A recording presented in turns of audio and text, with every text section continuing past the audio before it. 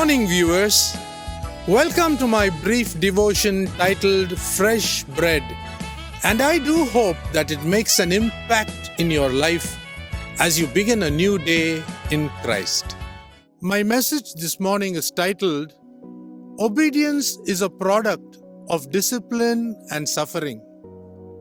We read in the letter to the Hebrews chapter 5, verses 8 and 9, that even Jesus Christ, the Son of God, had to learn obedience through suffering, and through this he was made perfect, so that he could become the source of eternal salvation to all who obey him. Quite a long sentence, but it makes a lot of sense. Further, in the same letter, in chapter 12, the author says that the Lord disciplines him whom he loves and chastises every son whom he receives. Remember, God is treating us as sons in order to discipline us so that we may become a disciple of Christ. He then asks the inevitable question in verse 7. What son is there whom his father does not discipline?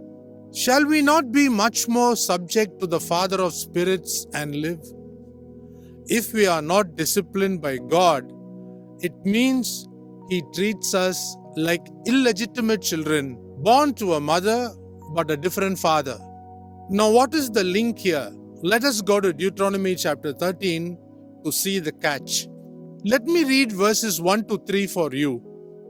If a prophet arises among you, or a dreamer of dreams, and gives you a sign or a wonder, and if he says, let us go after other gods which you have not known, and let us serve them, you shall not listen to the words of that prophet or to that dreamer of dreams, for the Lord your God is testing you to know whether you love the Lord your God with all your heart and with all your soul.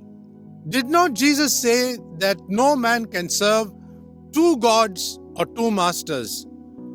We can either serve Jesus Christ, the Son of God, or the God of wealth, that is Mammon. A disciplined child will serve only Jesus Christ and no other so-called God.